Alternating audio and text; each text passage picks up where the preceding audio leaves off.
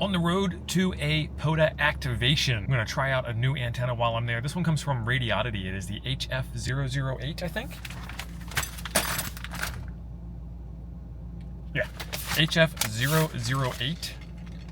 Big old HF antenna. We're going to do HF from the car. We're going to use a triple mag mount also. Would you drive with a triple mag mount on your car and a big old whip hanging off of it? Let me know down below.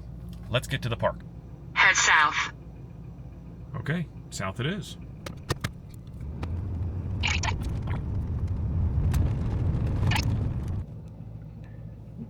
Check that thing out. It's like an old Ford and a camper. And then they've got this old Jeep over here too. 1947. And we made it to the Birdsong Conservation Area.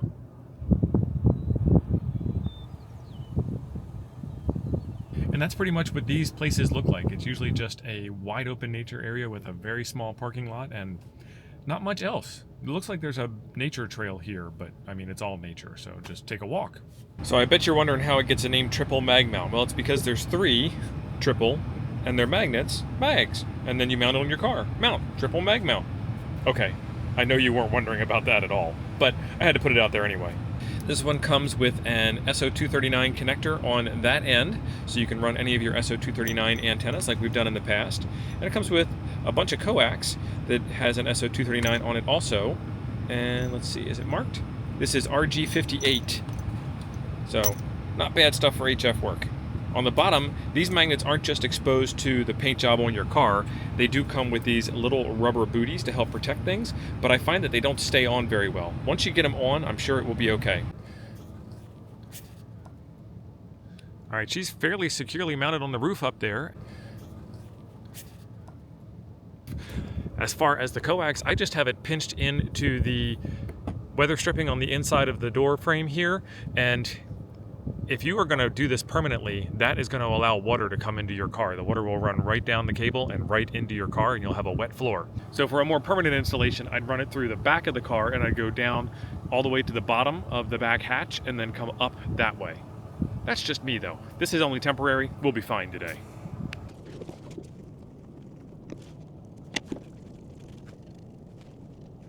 Okay, it says 1 and 4 for 20 meters, so I put it into 1, 2, 3, 4. That looks pretty strong. And nobody will ever be the wiser that there's a big old antenna up on the top of my truck. There is no internet connectivity here, so I don't remember the park number. I didn't really prepare well for that part of it. I just kind of took it for granted there'd be internet here, and there isn't. So we're gonna try and do this blind. Can we get 10 contacts and make it happen? I did have it saved in my browser cache, so it is US 8284, and this is the Birdsong Wildlife Management Area, and I'm still using hammers, and I'm happy and grateful that Jarrett put an update out that says that he is going to update the software to have the new park references with the new park numbers and all kinds of other stuff. So US 8284, let's get it done. CQ POTA, CQ Parks on the Air, Kilo Mike 9 Golf, KM9G from US 8284, Kilo Mike 9 Golf. I'm not getting a whole lot of power out. Might be mic settings. Look at the slider where it says S. When I change to key up, it will start to show power. CQ POTA, CQ POTA, CQ Parks on the Air, CQ POTA. So you can see it's 0. One of the interesting things about carrying everything that you own in the truck with you as you move around is that you have a couple of different radios. Something is going on with my ICOM 7100. I did a factory reset. I played around with it a little bit. I could not get a whole lot of power out on SSB on HF. However, I was getting plenty of power out on VHF on 2 meters, and there's a whole lot of reasons why that would happen, but I don't really feel like messing with it. So I got out my FT891 because I wanted to play with 100 watts with a 100-watt antenna. There's my Denko battery in the top for you, but we're going to plug this into shore power with our handy-dandy power pole connector on the back of this thing. All right, we're plugged into power. Let's plug in the antenna. However, the 891 doesn't have a tuner, and my tuner is in my other truck that you guys will be finding out about shortly on my RV channel, which I'll have linked at the top up there for you. So I also got out my Xiegu X6100, which has a fantastic built-in SWR scanner, and I used that to bring this antenna into tune. I had to move the whip all the way down, which is fine because it can be moved all the way down. And then I was at the 2-to-1 SWR on the 891 range. I could have probably switched out to the shorter whip, but I didn't feel like it. 2-to-1 is fine, and I got plenty of great contacts, and radios are happy at 2-to-1. You don't always have to get perfect SWR unless that's your game in this hobby, and then you do you. Have fun. That's all that really matters.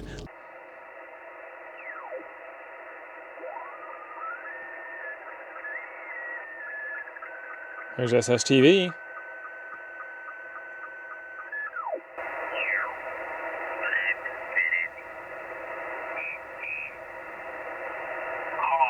I also just sent you another email.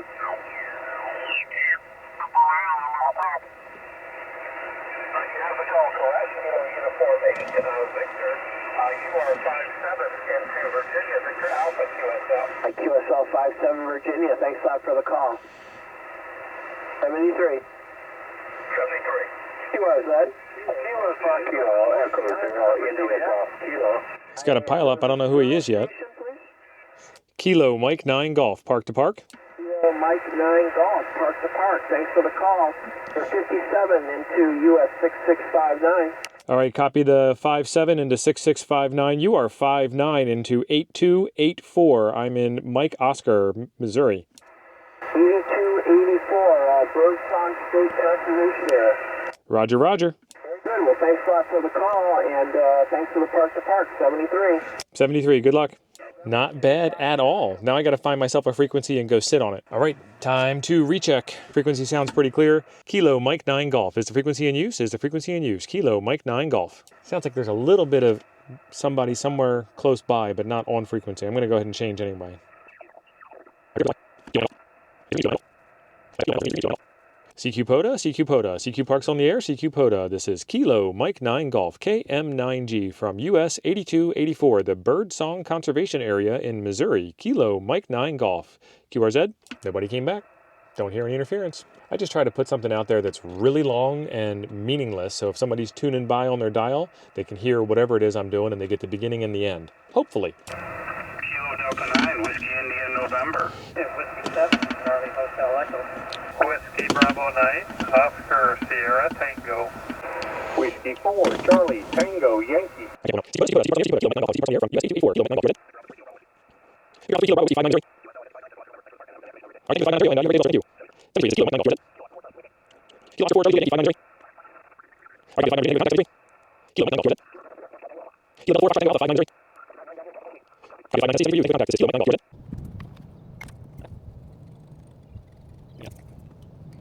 And then off with the mag mount. Yep, that ain't going anywhere in the wind. And then we can just separate the whip from the body of the antenna like this.